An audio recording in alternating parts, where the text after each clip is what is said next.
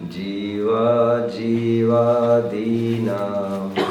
तत्त्वार्थानां सदैव कर्तव्यं श्रद्धानं विपरीताभिनिवेश विविक्तमात्मरूपं तत्।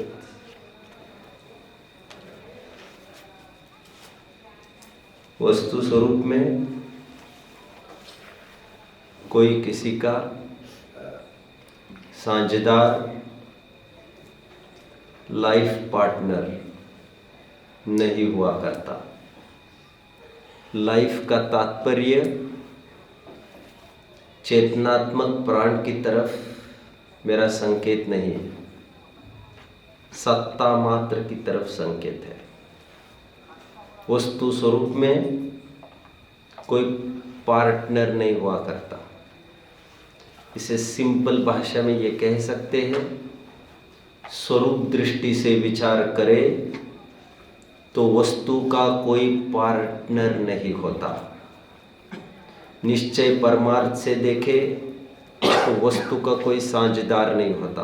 अर्थात हर एक वस्तु का, जीव की बात कर रहा हूँ फिलहाल, हर एक जीव का सुख दुख अपना स्वतंत्र स्वाधीन है। सम्मिलित सुख और सम्मिलित दुख की कल्पना भ्रम है, मिथ्यात्व है। जैसे पार्टनरशिप का बिजनेस है, मानते हैं वे मेरी कंपनी 100 करोड़ के कैपिटल की है, मालिक हूं मैं उसका।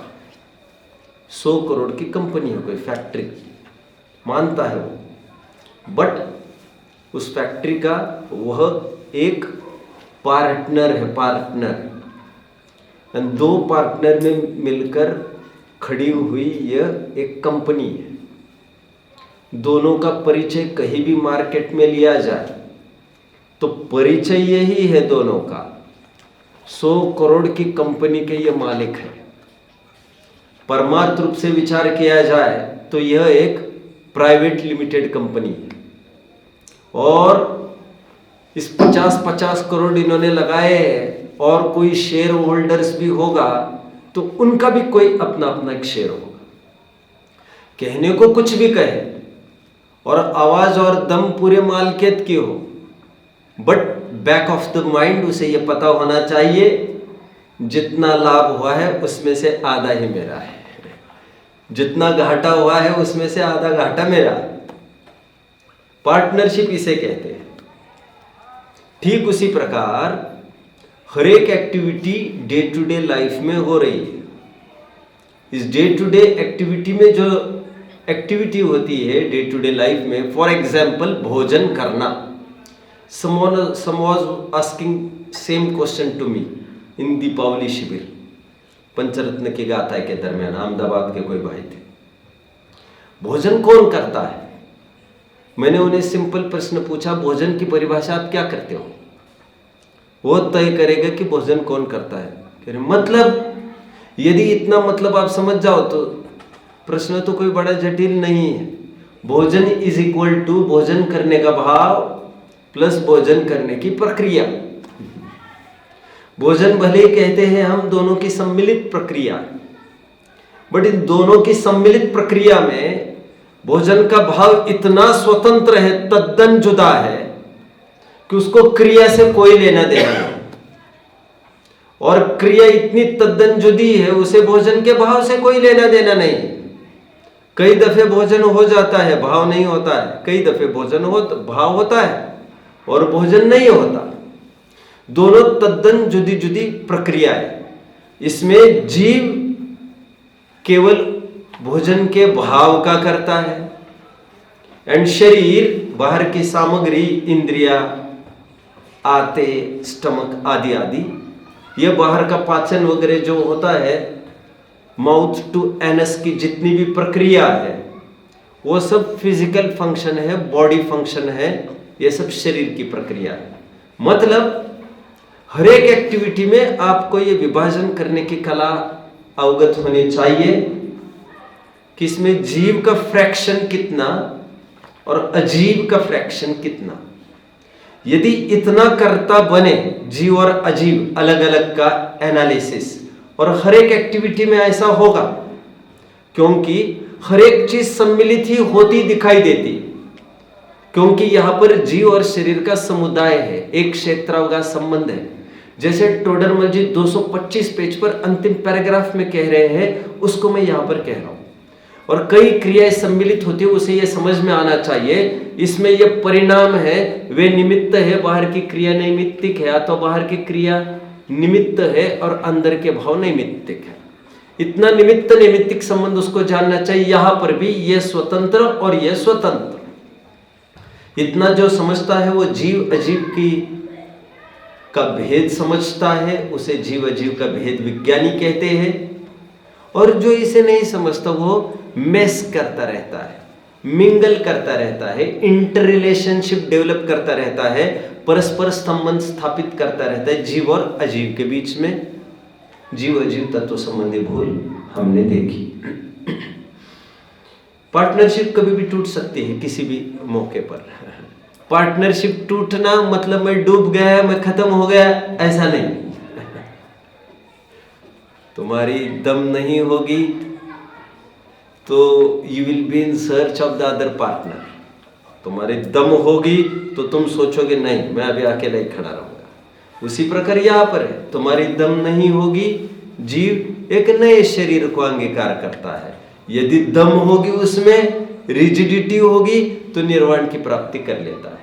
ये सिंपल रिलेशन जैसे पार्टनरशिप में होता है, वैसे यहां पर होता है। आगे बढ़ते हैं।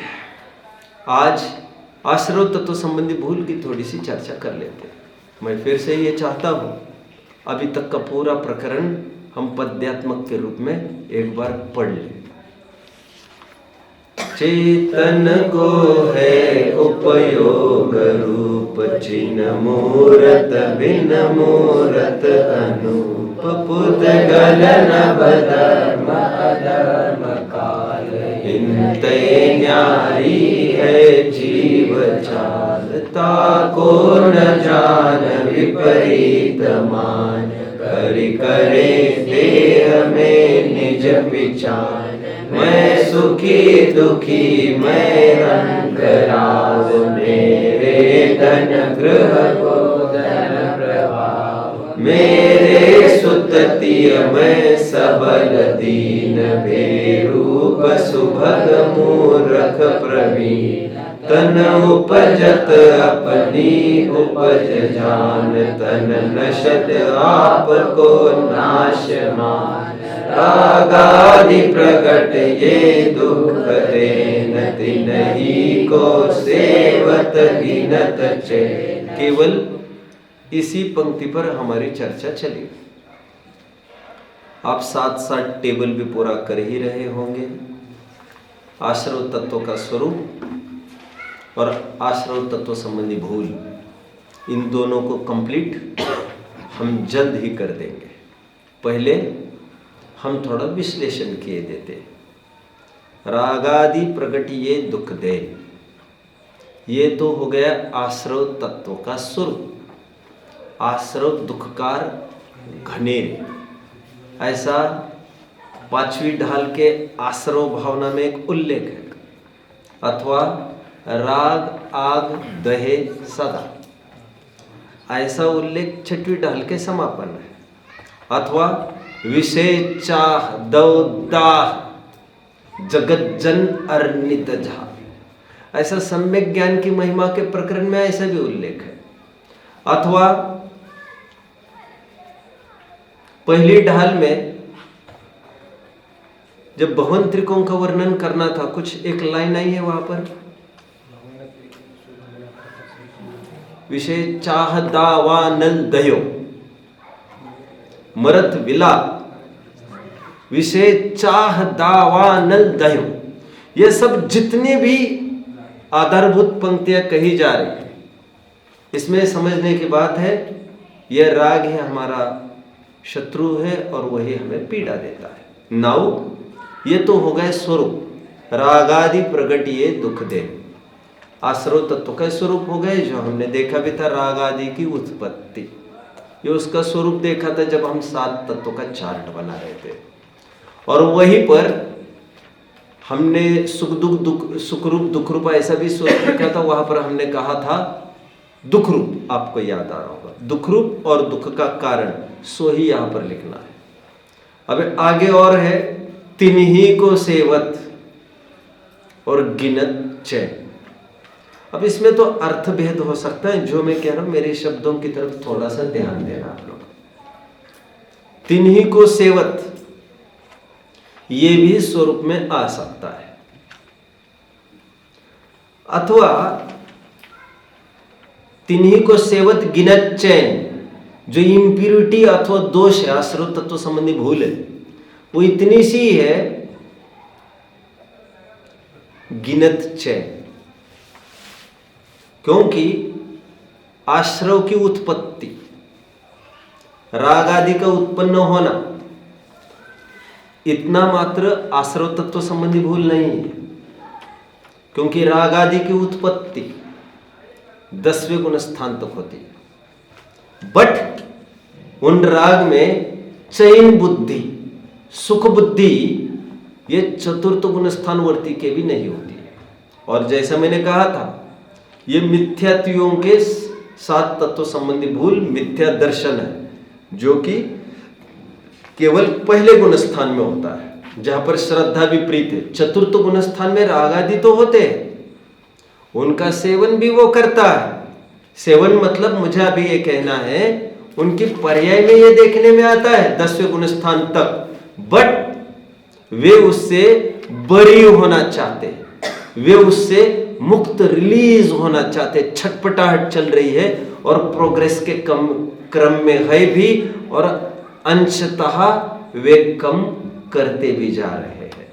इसलिए तिन्ही को गिनत क्या है, तिन्ही को सेवत, आगे जो गिनत चैन है, गिनत चैन, वो गिनत चैन वाला जो पार्ट है वो है आश्रव तत्व संबंधी भूल।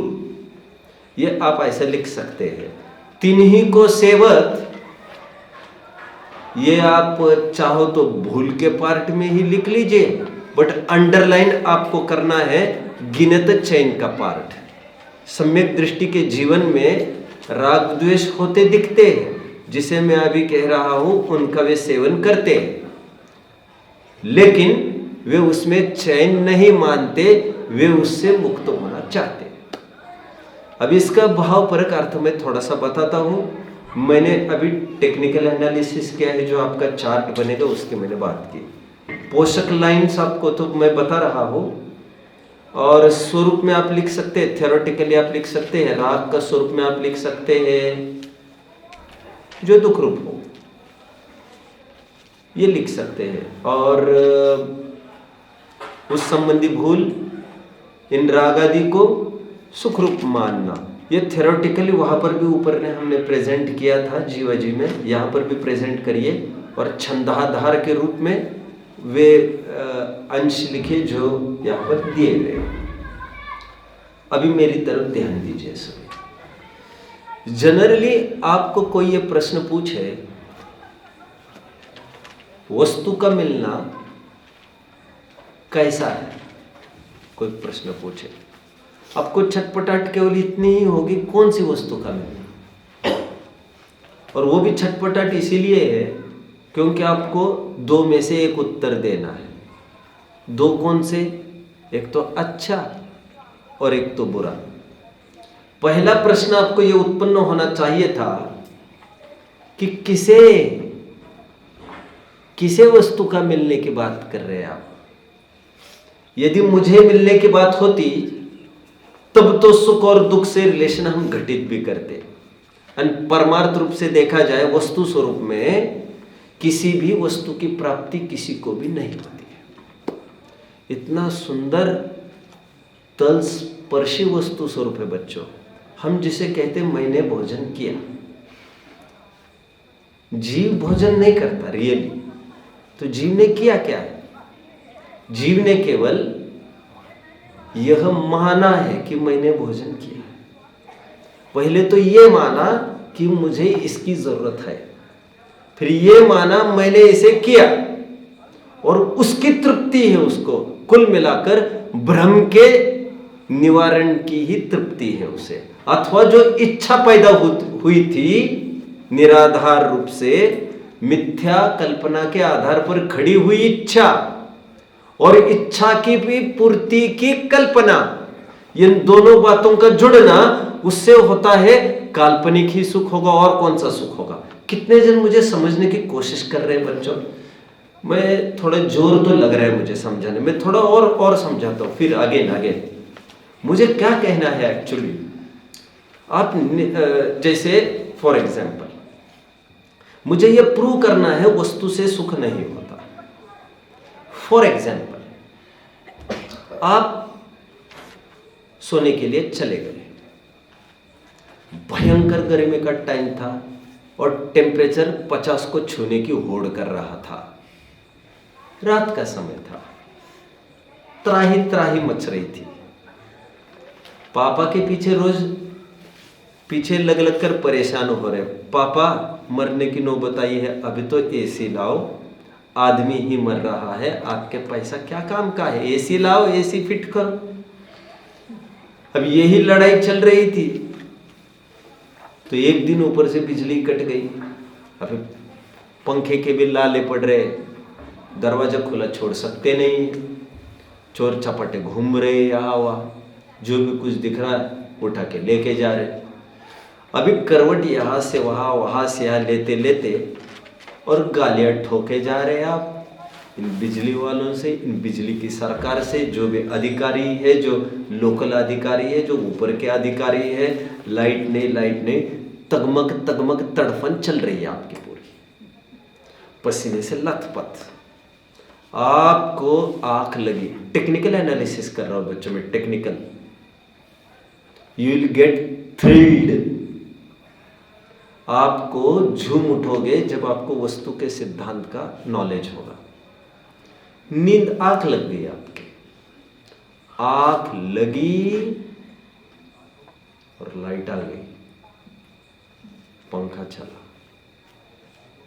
पूरी रफ्तार से, एसी भी चालू किया फुल स्विंग से, मान के चलिए पसीना गायब, सब गायब। 5-6 घंटे आप सोते रहे गाफिल निद्रा में। अभी सुबह के 6 बजे आपको उठना था। 6 बजे उठने के ठीक 20 मिनट पहले फिर लाइट वेंट ऑफ, चली गई फिर से बिजली, फिर तरबतर हो गया। 10-15-20 मिनट में उठे, गालियां ठोकते ठोकते उठे। फिर हम, मुझे यह कहना है रात भर पंखा था वहां पर, रात भर एसी भी था, सब कुछ था, सामग्री थी, उसके होने न होने का ना तुम्हें सुख है ना ही तुम्हें दुख है।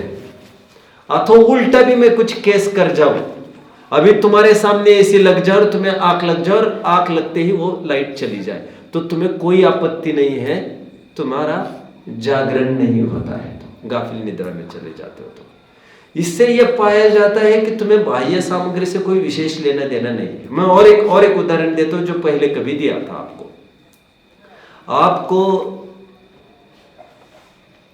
निद्रा में खूब विकल्प आया, मुझे शिखर जी की यात्रा करनी है, और अनुरूप सब व्यवस्था बन गई और हम शिखर जी की यात्रा कर रहे हैं कल्पना में। ये उदाहरण पहले भी दिया जा चुका है। बोलिए आप शिखर जी की चढ़ाई कर रहे हैं सपने में, हाँ, और बोलिए आप उसका आनंद का वेदन करते हैं कि नहीं करते। बस मुझे इतना कहना है, सपने में खाई हुई मिर्ची का हा हा वो होता है कि नहीं होता है, जबकि वस्तु कुछ नहीं है वहां पर, और आपको फीलिंग है, उस बात का फीलिंग है, वस्तु नहीं है, और उसको लेकर आपको सुख दुख हो रहा है भाई साहब, और वस्तु है, उस बात को लेकर आपको सुख दुख नहीं हो।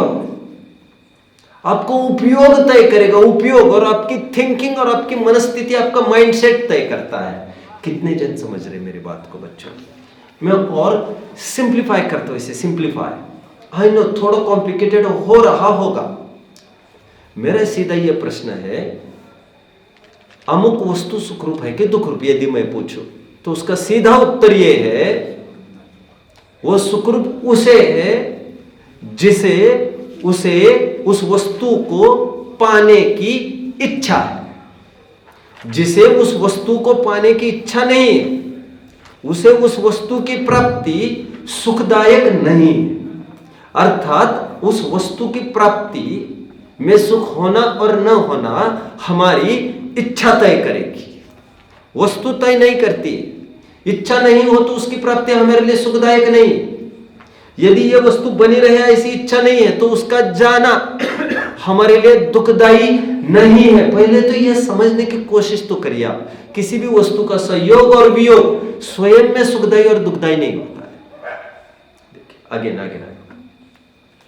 मैं हमेशा कहता आ रहा हूं, घर में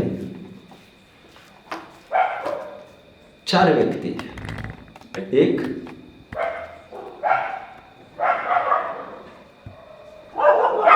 10 साल का व्यक्ति,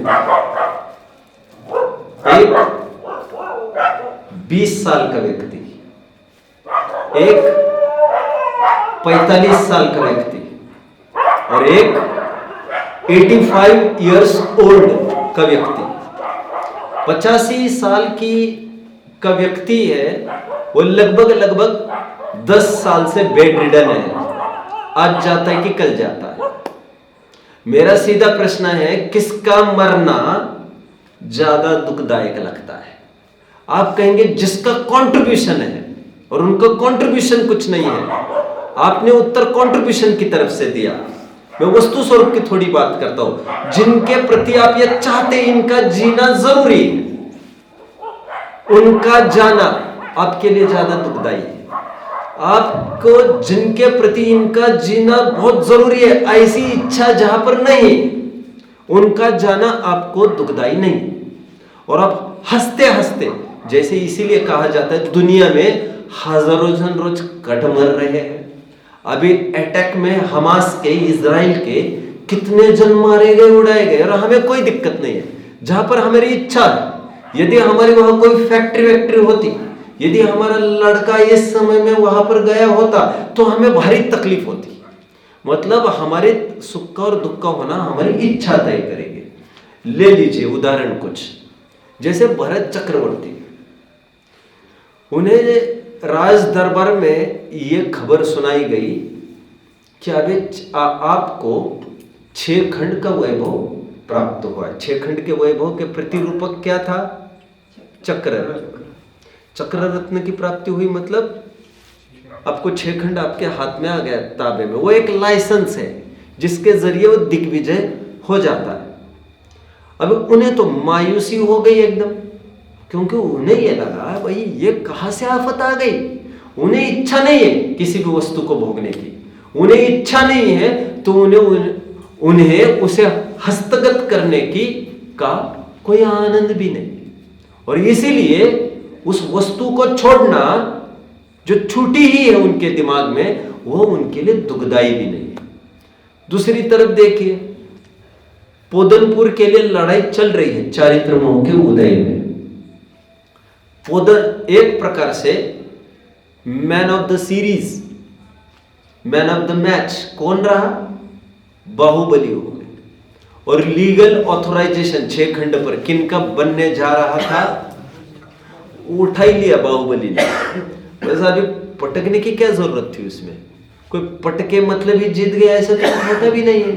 वो तो जीवन दान देकर और भी बड़ी जीत हासिल कर रहे थे, वे तो जात छोड़ दिया कहकर। तो 6 खंड तो इन्हें भी मिल गया था, लेकिन इस समय में उन्हें 6 खंड नहीं चाहिए। मुझे यह कहना है आपको, 6 खंड का मिलना उन्हें सुखदायी कहा है जिन्हें चाहिए ही नहीं।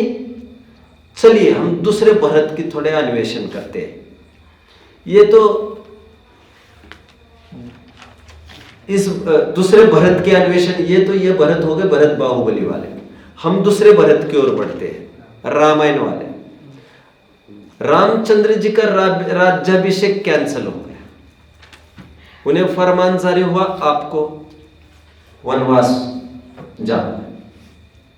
उन्हें कुछ भी दुख नहीं है इसका कि मुझे तो राज्य मिलने वाला था, वे तो खुशी खुशी जा रहे हैं कि मुझे इतना बड़ा साम्राज्य मिल रहा है और ये सब मैं कब तक देखता हूं। दूसरी बात, भरत जी को, उनके भाई भरत जी को ये राज्य साम्राज्य दिया जा रहा है, अब तुम राजपाट करो। वे भी इंटरेस्टेड नहीं इसमें। हम कैसे कहें कि अमुक चीज की प्राप्ति हमारे लिए सुखदायी दुखदायक है। एक घटना में निरंतर बताता हूं, शूर्पणखा की। ये शूर्पणखा कौन है बच्चों? रावण की बहन। रोजाना वो टिफिन देने आती थी अपने लड़के शंभू कुमार को। 12 साल से शंभू कुमार तपश्चरण कर रहा था जंगल में।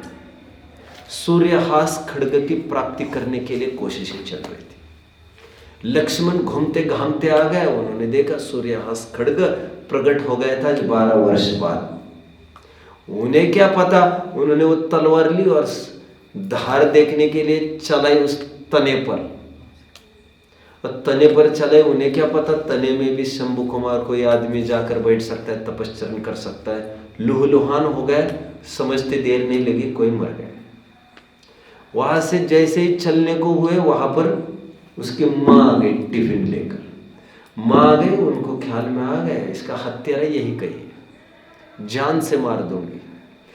किया पीछा, लक्ष्मण दिखा। लक्ष्मण पर जैसे वार करती, जितने में लक्ष्मण का चेहरा दिखा। लक्ष्मण का चेहरा दिखते ही क्या हुआ होगा बच्चों? क्या हुआ होगा? प्रेम हो गया। ये भी प्रेम होने का कोई टाइम है यार तुम्हारा? कोई परिस्थिति है? तुम टाइम भी नहीं देखते, परिस्थिति भी नहीं देखते, जब चाहे तुम प्रेम करने लगते। कितना अचंभा हो रहा है, कितना अचंभा हो रहा है। लोग में कहते तुम्हें शर्म नहीं आ रही? बदतमीज, तुम्हारा बाप मर रहा है यहां पर।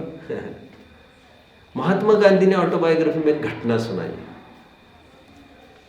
आप लोगों ने पढ़ी होगी, मैंने तो सुनाई ही है शायद आप लोगों को। डॉक्टर ने कह दिया था कि आपके पिताजी को अभी सख्ती से किसी अटेंडर की जरूरत है, कोई उनकी वयोवृत्ति सेवा शुश्रूषा निरंतर करता रहे, उन्हें 1 मिनट भी नहीं छोड़े। क्या मालूम यह पका पत्ता अभी कब ढल जाए, टूट जाए, अलग हो जाए शाखा से।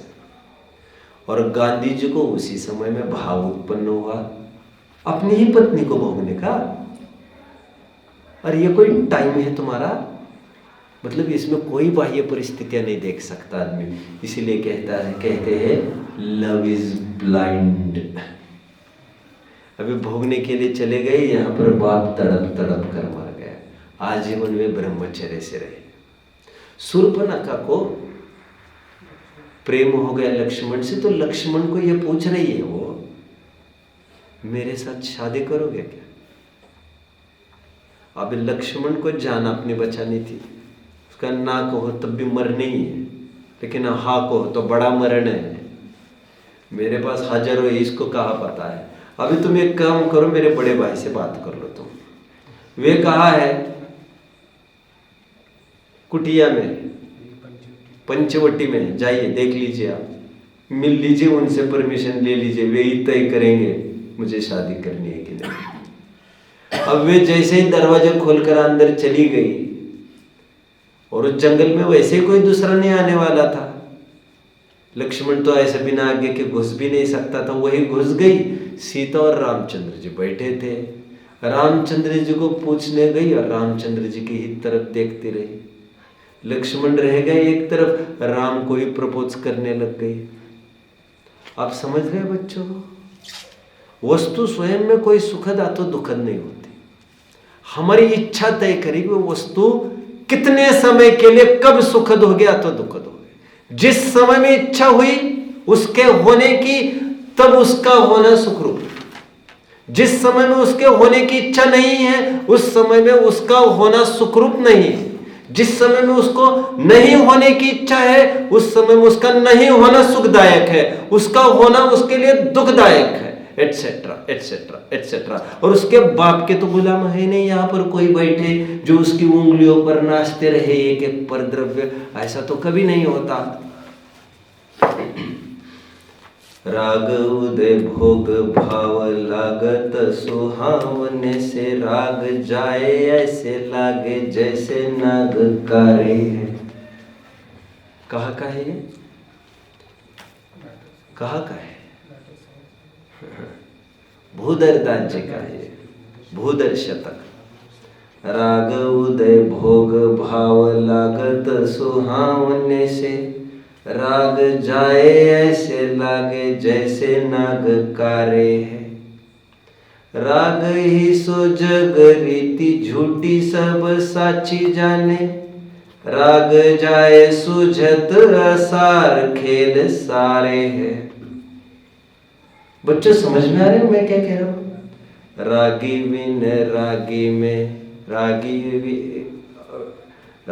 बिन रागी के विचार में बड़ो ही फेर, जैसे पच भट्टा काहू को बयारे है। समझ में आता है क्या कहा? नहीं, भट्टा होता है ना, भट्टा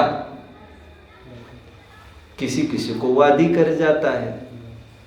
रागी बिन रागी के विचार में बड़ो ही फेर, जैसे पच भट्टा काहू को बयारे है। उसी वस्तु को खाकर कोई उसे पचा जाता है, वही वस्तु कोई पचा नहीं सकता है। वस्तु में तो कुछ है ही नहीं, उसकी इंद्रिय शक्ति, उसकी पाचन शक्ति तय करेगी। वही वस्तु हमें कल तक बहुत अच्छी लगती थी। कल तक ये कहते थे मैं तुम्हारे लिए जान दे दूंगा, मुझे छोड़ के मत जाना, मैं तुम्हारे लिए जान दे दूंगा। और थोड़ी थोड़ी करवट बदलने पर चाहे जो कुछ हो मैं तुम्हें छोड़ूंगा ना, मैं तुम्हारी जान लेकर रहूंगा। अपने बाप को मरवाने के लिए भी सुपारी दे देते हैं। किसी को भी, अरे अपने पत्नी को मरवाने के लिए, अपने पति को मरवाने के लिए, अपनी माँ को मरवाने के लिए, जिनके साथ फेरे पड़े हैं। कोई नाता नहीं, कोई रिश्ता नहीं, ये राग और द्वेष यही सब गोटियां खिलाते, यही सब मोहरे बनाते हैं सबको। तो ये जो राग द्वेष है जो हमें प्रतिपल नचा रहे, ये राग द्वेष जो हमें किसी से जोड़ रहे और किसी को अलग कर रहे हैं, उनके हम गुलाम बन रहे। तो हम इसकी गुलामी क्यों करें? राग आदि प्रगट ये दुख दे, तुम उनके इशारे पर तुम क्यों नाच रहे हो यार?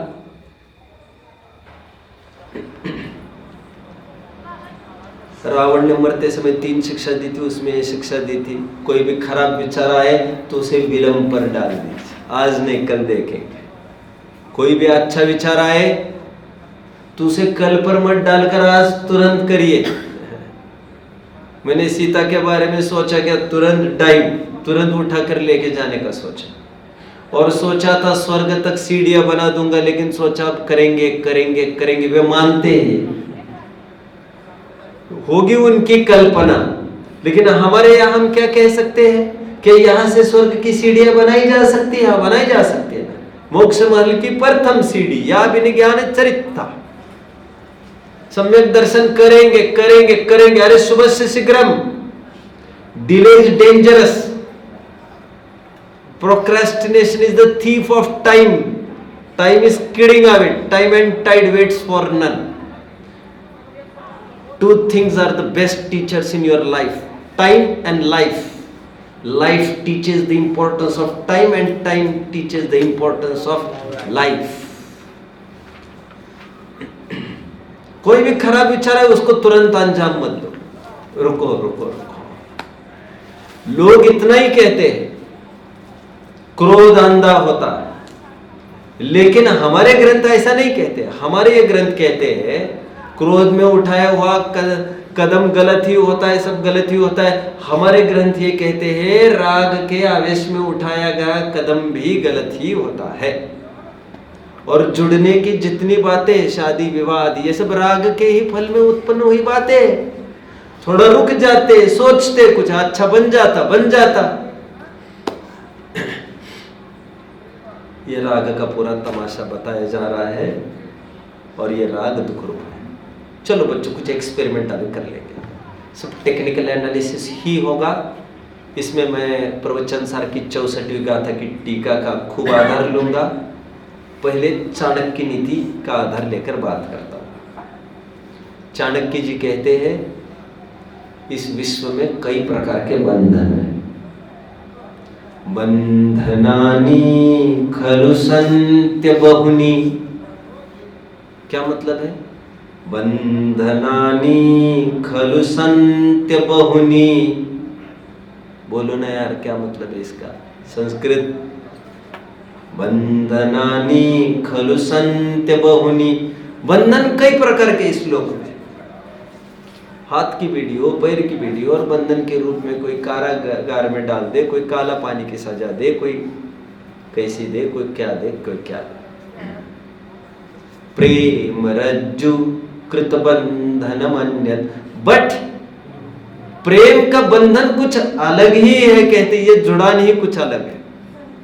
दारू भेद निपुणोपि षडंग्री। क्या हेतु दे रही है? दारू भेद निपुणोपि षडंग्री। षडंग्री, षडंग्री भौरा, भौरा। दारू, दारू लकड़ी को बराबर छेद करने की ताकत है यार उसके पास। तुम्हारे में इतनी ताकत नहीं है। लकड़ी को छेद करके दिखा सकते हो तुम? उंगली से, दांत से, किसी से भी बस के नहीं है तुम्हारा। वो भौरा, उसमें ताकत है वो करने की। जिस भौरे ने लकड़ी को आर पार किया यार, तुम देख रहे हो लकड़ी को आर पार कैसे किया इतने से भौरे ने। अरे ये मत विचारो इस लकड़ी को कैसे आर पार किया, ये विचारो जिसने इस लकड़ी को, इतनी मोटी लकड़ी को आर पार तो कर दिया, वो इस फूल को आर पार नहीं कर सका। इतना तो फूल है। कौन से फूल को? दारू भेद निपुणोपि षडंग्री निष्क्रियो भवति पंकज कोशे। कमल जानते हैं ना भौरे की विशेषता बच्चों? कितने जन जानते? अक्सर जब भी कमल आप देखेंगे, कमल अक्सर, कमल जब भी दिन में खुलेगा सूर्य होते ही, तब आपको अचंभा होगा देखकर, अरे ये क्या, हम सामने खड़े थे यार, सामने, हमारे सामने पंखुड़ियां खुली। किसने देखी अपने सामने पंखुड़ियां खुलती हुई? सनफ्लावर तो देखा ही होगा सबने। सनफ्लावर सूरज की तरफ अपना अपना मुंह करता है। क्या साइंस है, क्या साइंस है। अभी लोटस, जैसे उसके पंख खुलते सूरज होते ही, हमारे सामने पंख खुले और मरा हुआ भौरा उसमें मिला। इसका मतलब क्या हुआ बच्चे? इसका मतलब वो पहले दिन गया था और खुल जा सिम सिम का तो पता था उसको, लेकिन बाहर निकलने की अकल ही नहीं थी उसको। कुछ समझ में आता है? खुल जा सिम सिम जानते हो बच्चों? अली बाबा 40 चोर नहीं जानते? ओहो, बड़ी हालत खराब है। उस अली बाबा को जानते होंगे, चाइना का है ना अली बाबा कंपनी। क्या है अली बाबा 40 चोर नहीं जानते? अरे इसको इनको क्या क्या पता है अभी। कोई बात नहीं, कोई बात नहीं। वो भौरा दिन में गया था, उसके सुगंध में इतना मस्त हुआ कि बाहर निकलना ही, निकल लेंगे निकल लेंगे निकल लेंगे, उसके बस की थी बाहर निकलना। लेकिन वही घुट घुट के घुट घुट के घुट घुट के दम तोड़ दी। उसके बस की थी वो शाखा छोड़ के, वो देव विमान आया था लेने के लिए, जाने के, बट एक बूंद इच्छा इच्छा इच्छा, उस इच्छा की पूर्ति, रागादि प्रगटे दुख दे और तीन ही को सेवत। ये मैं राग की दुख रूपता सिद्ध कर रहा हूं आपको। मैं 64वीं गाथा, कौन सी गाथा बोल रहा था प्रवचन साहब में? 64वीं बोल रहा था, 64वीं गाथा की टीका। क्या आधार से मैं मेरा उदाहरण थोड़ा सा मैग्नीफाई करता हूं, इससे पहले कभी किया भी होगा। मैग्नीफाई मैं कर रहा हूं। कल्पना करिए आप रास्ते के किनारे से निकल रहे थे और रास्ते बगल में एक नाली लगी, होने को थोड़ी दूर है, 2-4 फीट है, और उस नाली से के पास से जब आप गुजर रहे थे, कोई आदमी टॉयलेट कर रहा था। और टॉयलेट करते करते हो तो सकता है ना बच्चों, ऐसा हो सकता है ना, गांव में तो बहुत होता होगा। खड़े खड़े ही अपना टॉयलेट कर रहा था तो वो छींट उड़कर तुम्हारे कपड़े पर आती हुई आपने देखे। ऐसा हो सकता है? छींट उड़कर आ सकती है क्या? आ सकती है? प्रैक्टिकल है? हाँ है। कपड़े पर आ गए, how what will you feel? आपको कैसे लगेगा? कैसे लगेगा? प्रश्न ही है मेरा। और यदि वो छींट उड़कर आपके चेहरे पर आए, हो सकता है कि नहीं? होने को तो कुछ भी हो सकता है कि नहीं? हो सकता है। चलो वो छींट उड़कर आपके मुंह में चली जाए, कैसा लग रहा है? नहीं, कल्पना भी नहीं कर सकता। एक गंदी गंदी बात मत करो। सुनिए सुनिए, आचार्य का उदाहरण, आचार्य देव का। वे ये कहते हैं, अनायास किसी मूत्र का कुछ बिंदु, कुछ बूंद तुम्हारे मुंह में आकर पड़े, उसके लिए तुम नाक बहुत सिकड़ते हो।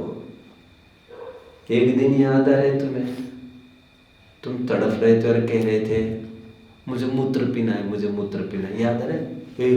कुछ भी बोल रहे हो, मुंह संभाल के बात करो। कुछ भी बोल रहे, कुछ भी बोल रहे, गलत बोल।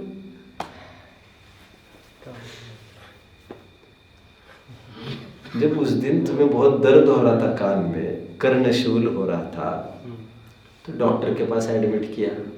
अब जानते हो ना, जब कान बहुत दर्द होता है तो दवा के रूप में बकरी का मूत्र डाला जाता है कान में। जानते हैं आप लोग? पुराने उपायों में है। कान में जब बकरे का मूत्र डाला जाएगा तो कान में डाला जाएगा, तो क्या कान में डाला जाएगा? क्या नाक में आएगा कि नहीं? मुंह में आएगा कि नहीं? और फिर भी डालो साहब, डालो, जल्दी डालो, जल्दी डालो। डॉक्टर ने इतने कहा इससे काम हो जाएगा तुम्हारा, डालो ना, फिर जल्दी डालो। लाइन में लगकर तुम गए और तुमने मूत्र डलवाया। अभी कहते हैं जो मूत्र तुम्हें पैंट पर एक छींट उड़ी हुई बर्दाश्त नहीं हो रही थी, और आज तुम उसे गटागट गटागट गटागट पिए जा रहे हो, और दो के नाम पर। वाय समझ में आया? यदि कर्णशूल नहीं होता तो कोई ऐसा करता क्या? मजबूरियां पड़ी कर्णशूल की, इसीलिए वो कर रहा। समझ में आता है मैं क्यों कह रहा हूं? इच्छा की पूर्ति। दवा क्यों ली जाती है? रोग के निवारण के लिए। यदि रोग नहीं होता तो कोई दवा लेना चाहता क्या? यदि भूख नहीं होती तो कोई भोजन करना चाहता क्या? यदि निद्रा नहीं लगती तो कोई डनलप के गद्दे और बेड चाहता क्या? मतलब ये सब दवाइयां हैं हमारे बीमारी के इलाज की। ना होती बीमारियां तो ये भी हमें कुछ नहीं चाहिए, इनको पालना पोसना पड़ रहा है हमारे पापी पेट के लिए। वो पापी पेट कौन सा है? हमारा इच्छा है। ये इच्छाएं ही हमें सबकी गुलामी करने के लिए बाध्य कर रही है। इसी इच्छा की गुलामी में हमने कान में मूत्र डलवाया। 5 उदाहरण आए वहां पर, बहुत सुंदर। बोलो बच्चों, दोपहर 12 बजे मई जून में 50 डिग्री टेम्परेचर में कोई है जो धूप में बैठना चाहेगा? दाह ज्वर जिसे हुआ है वो चाहता है मैं जाकर बैठूं। दाह ज्वर, कोल्ड फीवर, उसमें जरूरी है हीट होना, वो वहां पर जाकर बैठता है और इच्छा से। यदि दाह ज्वर हुआ को, अच्छा कोई एक चिपचिपा पदार्थ है, कांजीरस, चिपचिपा चावल का पानी समझ लो। चावल का पानी कोई लगाकर बॉडी को घंटों बैठ सकता है, लेकिन जब बहुत गर्मी बढ़ जाती है, दाह ज्वर, तो उसे भी लगा के बैठ जाता है।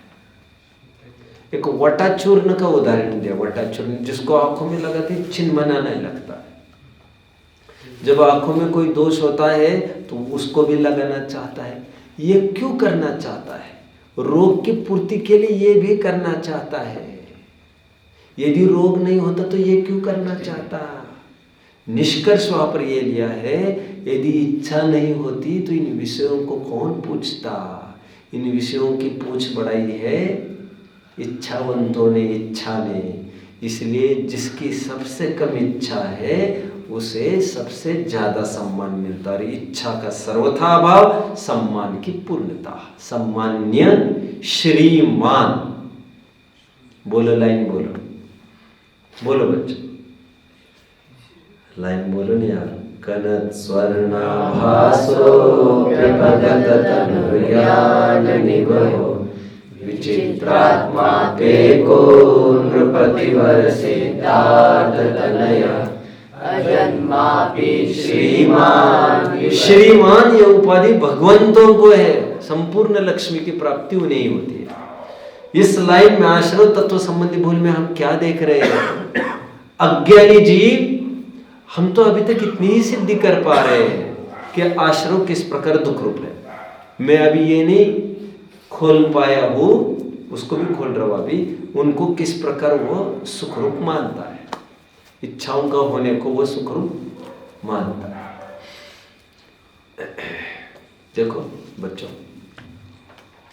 आपके देखने में है ऐसा कोई जो इच्छा के होने को अच्छा मानता है देखने में कोई? प्लीज जल्दी,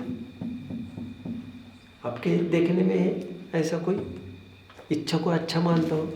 आप क्या मानते हो इच्छा को? आपको डॉक्टर होने की इच्छा है, आप रात दिन उसकी पूर्ति में नहीं लगे हो और आपको डॉक्टर होने की इच्छा आपको अपराध दिखता है। इसी को कहते हैं इच्छा को सुखरूप मानना। ज्ञानियों को भी इच्छा होती है, लेकिन ज्ञानी उत्पन्न हुई इच्छा का इलाज बाह्य सामग्री को खड़ा करके नहीं करते। तो इच्छाओं का इलाज इच्छाओं के शमन के उपाय से करते हैं। इच्छा को जो वस्तु चाहिए, कल मैं 3 मिठाई खाना चाहता हूं तो वे चाहते हैं कल मैं बिना नमक के खाऊंगा, इसको ऐसे तड़पा तड़पा के मारूंगा। तुम यदि इतनी मांगे तुम्हारी करोगे तो तुम्हारे यही हाल होगा। ज्ञानी जन की प्रवृत्ति थोड़ी उल्टी चलती है, समझ में आता है? राग आदि प्रकटिय दुख देन और तिन्हीं को सेवत गिनत चैन। आज बढ़िया भोजन हुआ यार, और जो जो भी उसकी प्रशंसा में लगा है, जो जो भी पहने हुए कपड़े की प्रशंसा में लगा है, वो उस इच्छा को दुलार रहा है, पुचकार रहा है। समझ में आता है? हमें इच्छा उत्पन्न हुई, उसका हमें होना चाहिए था गिल्ट फीलिंग। कह रहे हमें ऐसी इच्छा क्यों हुई उत्पन्न? फिर कोई भी इच्छा हो, गेटिंग फॉर एग्जाम्पल, मुझे ऐसी इच्छा हुई, अरे यार तुम्हारा बराबरी से यदि मैं स्कूल में होता आज, मैं मंगलायतन में कभी ये कहता था मंगलायतन के बच्चे ज़्यादा ही मेरिट वाले थे, कहता था यार तुम लोगों को इतना नहीं आ रहा है। वैसे जनरली जो मैं देख रहा हूँ बच्चों को, वैसे पढ़ाई का स्तर एकदम घट गया है। एंड जो पर्सनल पढ़ाइयाँ है, पर्सनल एकेडमिक नहीं, आपके स्कूल के नहीं, अवान्तर वाचन, वो तो बिल्कुल नहीं के बराबर हुआ है। कहावतें, मुहावरे, ये तो सब ना इसका रहस्य पता है ना उसके हाथ में। तो मैं कभी कभी ये कहता था, अरे तुम क्या करते हो स्कूल में भी? मैं आज भी स्कूल में तुम्हारे क्लास में आ जाऊंगा तो तुम लोगों को पछाड़ दूंगा, मैं कहता था। फिर मैं तुरंत ये कहता, अरे यार मुझे कैसी इच्छा हो गई है बिना काम की इच्छा हो गई है।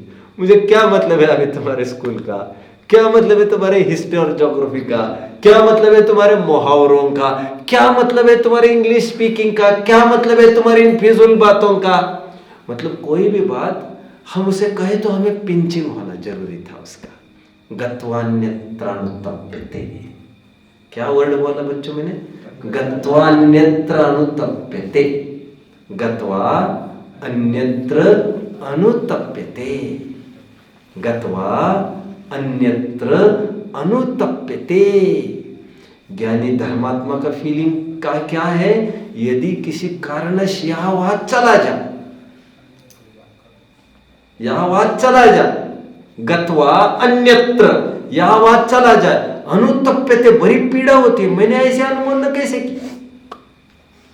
वैसे मेरी निगाह में, मेरी नज़र में कभी भी लौकिक पढ़ाई की कभी भी अहमियत नहीं रही है बच्चों। धर्म की रुचि लगने के बाद की बात कर रहा हूँ मैं, कभी भी नहीं। और कभी भी किसी के बारे में यह भावना नहीं भाई तुम डॉक्टर बनना, तुम इंजीनियर बनना, तुम सीए बनना, तुम पॉलिटिकल लीडर बनना, तुम आईएएस बनना, आईपीएस बनना, आईसीएस बनना, और कोई बनकर भी आया हो और मेरे चेहरे पर थोड़ी भी मुस्कुराहट आई हो, संभव नहीं, संभव नहीं है। और जब जब भी दिल में हुई है महानाराजी ही हुई है। कहा जीवन लगा है अपना मूर्खता जैसे। लेकिन कदाचित मैंने ऐसे भी बोला, एक दो बार मेरे जीवन में ये भी मैंने देखा है, पास हो गए अच्छे मार्क से, चलो हो गए, नौकरी लगी, चलो भैया अच्छा हो गया। दूसरे दिन मैंने बोला करके, ये भैया यहाँ, मैंने अच्छा कहा वो इसीलिए नहीं, तुमने वादा किया था ये सब निपट जाएगा तो अध्ययन वगैरह करेंगे। अध्ययन का क्या होगा अभी, भूल मत जाना इसको। तो कभी कभी लौकिक कार्य की संपन्नता के वो उत्सव मनाए जाते हो केवल इसीलिए, बस अभी हम कर सकेंगे, वचन से मुकरने के लिए नहीं। इसका मतलब ये हुआ हम पीठ थपथपा सकते नहीं लौकिक अचीवमेंट्स की, बिल्कुल नहीं। कदाचित इच्छा हो जा, तिन्हीं को सेवत बोलो, बिल्कुल चैन नहीं मानता उसमें, उससे बेचैन हो उठता है। गत्वा अन्यत्र अनुतप्यते निशामयति निशेष इंद्रजालोपमं जगत स्पृहयत्यात्मलाभाय गत्वा अन्यत्र अनुतप्यते। वो तो अपने आत्मा की इच्छा करता रहता है, किसी कारण से कुछ बोलने में भी आए, किंचित क्या है वो आगे का ही छंद है उसका, इच्छन्ति एकांत संवासम निर्जनम जनितादर, क्या है ज्ञान में है किसी के, वहां पर भी एक सुंदर शब्द का प्रयोग किया है। यदि कुछ अन्य चीज बोलने में आए, आगे का ही छंद है उसके इष्टोपदेश का, तो उसको भारी तकलीफ होती है, ये मैं कैसे बोल गया और मुझे क्या बोलने का काम था, इसको मुझे बोलना ही नहीं चाहिए था, बड़ा संताप महसूस करता है। ज्ञानी भी प्रसंगवशात हवा चले जाते हैं, लेकिन उन्हें लेमेंट फीलिंग बड़ा होता है, ये समय जा रहा है अपना, ये समय पिट रहा है अपना फालतू में। आपको लग रहा होगा हमारे साथ बात कर रहे थे, लेकिन तब हम बड़ा प्रेशर महसूस कर रहे थे, तो दैट प्रेशर फीलिंग ये ज्ञानी को होता रहता है। एंड नाइस फीलिंग अब हम रोज मिला करेंगे, रोज बात कर लिया करेंगे। ऐसा जो फीलिंग है तुम्हारा बात करते समय, वो दुखदाई है। भले ही दूसरे दिन फिर से बात करना हो, भले ही तीसरे दिन फिर बात करना हो, रोजाना धंधा करता है, रोजाना शादियां करता है, रोजाना अपनी पत्नी को भोगता है, लेकिन हर दम उसको हे बुद्धि वर्तती, उसका लगता है बस अभी नहीं, अभी नहीं। ये सब महादुख होते यार, कब तक इसमें रचपच करते रहेंगे। और इसी तड़फन के बल पर एक दिन वो काम अंजाम दे देता है। रस्सी जो टूटी है बच्चों, रस्सी जो टूटी है वो 20वें घाव में नहीं टूटी है, वह 20 घाव में टूटी है। कुछ समझ में आ रहा है? शादी जो हुई है वो 7वें फेरे के बाद नहीं हुई है, अथवा 7वें फेरे से नहीं हुई है, 7 फेरों से हुई। नहीं तो 7वां फेरा ही पहले डाल देता तू, ऐसा तो होता नहीं है ना। समझ में आता है? आपने एक पत्थर लिया और रस्सी तोड़ना चालू किया, तो पहले घाव से वो रस्सी टूट रही है बच्चों। आपको लग रहा है ये अभी जाकर टूटी, अरे नहीं नहीं नहीं, अभी तुम्हें टूटी दिख रही है। ज्ञानी धर्मात्मा निरंतर अपना अपना काम कर रहा है, उसको बाहर में उसका दृश्य रूप कब आएगा उसके लिए वही छटपटा रहा है। तो आश्रव तत्व संबंधी भूल में अज्ञानी वर्तने वाले राग को उपादेय मानता है। अज्ञानी ज्ञानी वर्तने वाले राग को, अमृतचंद्र देव क्या कह रहे थे, मैं भट्टी में आने का अनुभव कर रहा हूं, कलुषित आशय हो रहा है मेरा, कलमाशित आया, भट्टी में आ रहा है, क्यों लग रहा है, क्या कर रहे हो आप ऐसा, छठे गुणस्थान में आया हुआ है, कैसे मन लगेगा मेरा। तब मैं मेरे मालिक के साथ था, आज इनका पिंड, इनका मेरे पड़ गया अपना। समझ में आता है? तो छठवें गुणस्थल में आने में भी वे इतने दुख दर्द अनुभव करते हैं, इसलिए वे चाहते मैं फिर से शुद्धोपयोग की प्राप्ति कर जाऊं। मतलब ग्रंथ लिखने का राग भी, आचार्य ने कहा ये राग भी व्यभिचारिणी है। क्या है? धूर्त अभिसारिका के साथ रमण करना है। क्या कहा? नहीं समझ में आ रहा होगा, नहीं समझ में आ रहा होगा। किसी पति ने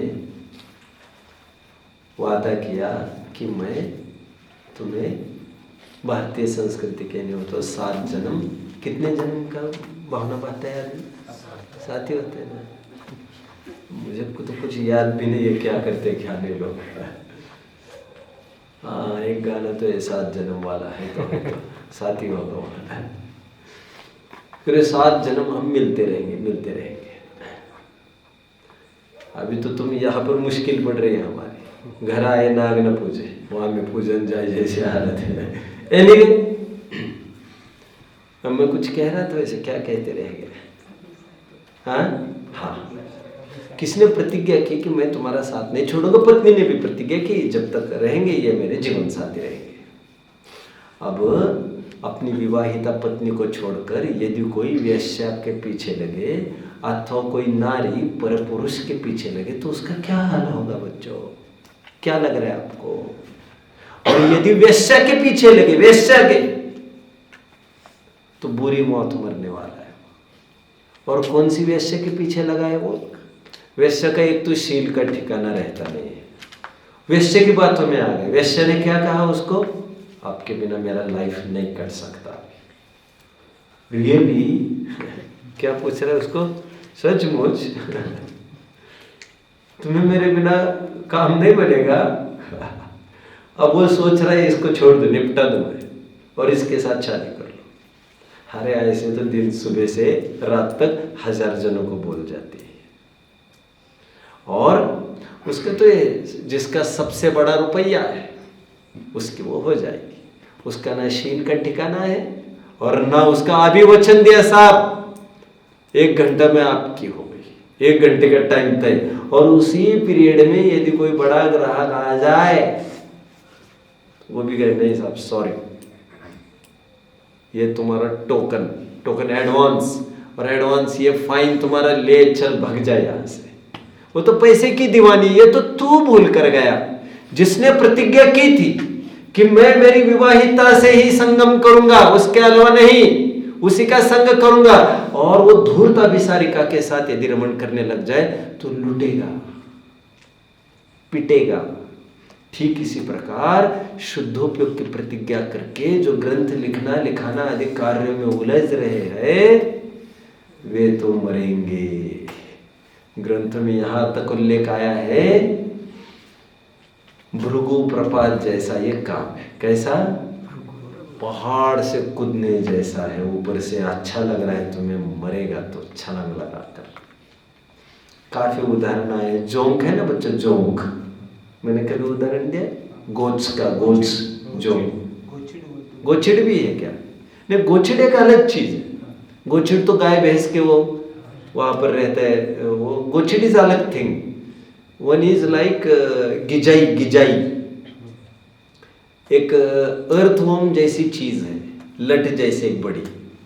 क्या करते उसको मैंने देखा है बच्चों को, उसे ले लेकर घूमते थे पानी में पहले जमाने में लोग।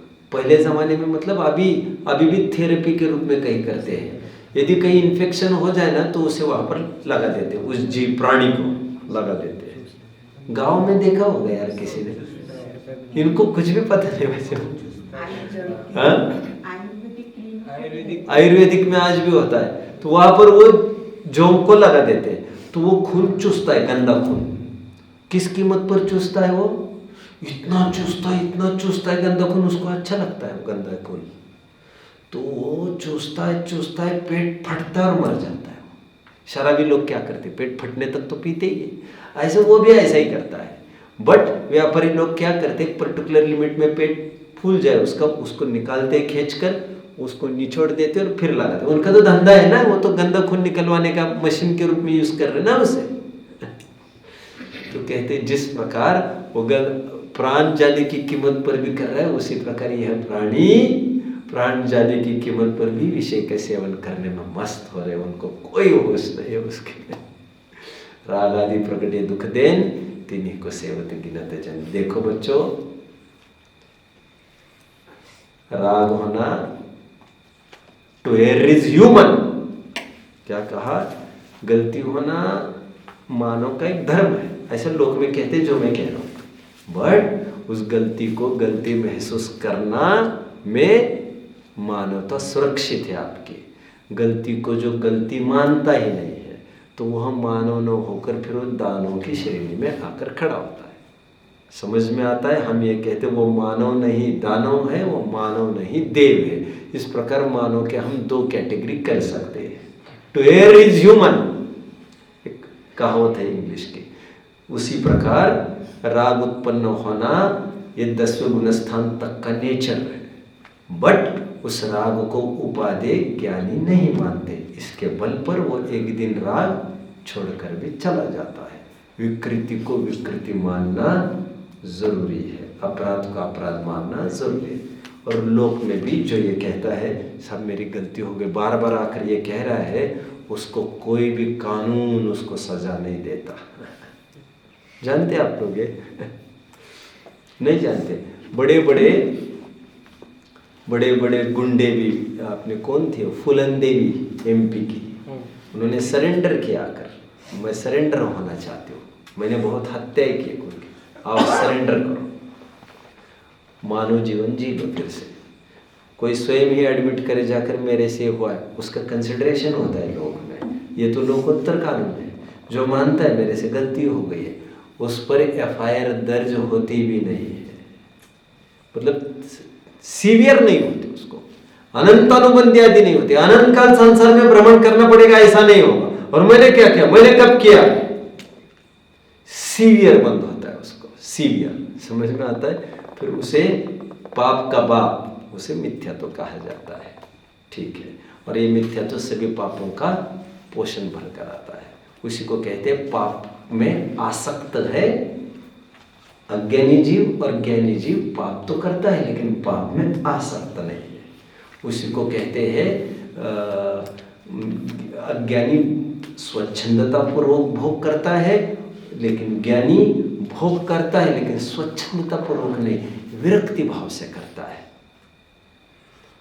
सम्यक दृष्टि बहुत ही नियतम ज्ञान वैराग्य शक्ति रमत अनेक सुरनी संग पय तेतिस, क्या परिणति पे नित